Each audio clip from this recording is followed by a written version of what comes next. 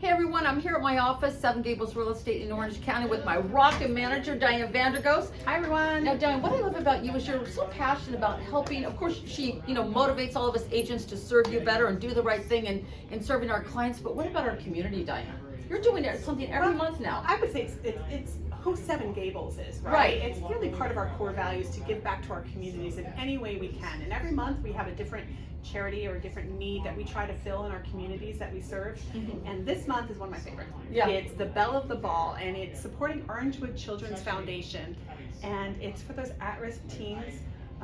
Really want to give them a great experience at the prom. So donate your gently used shoes, prom dresses, little tiaras, makeup, jewelry. Makeup should be new, but everything else gently used, and we just really want to help them have those wonderful high school memories. Okay, well, so for our office here in Huntington Beach, they can just bring the items down. We're collecting them here, right, Diane? In all of our locations. All of the locations, okay. And here so basically we're collecting from February 1st to the 28th. So listen, let's do something special to make some of the young girls' prom just really special, make a memory, right, Diane? Absolutely. Maybe they'll be the prom queen. There you go. Thank you so much.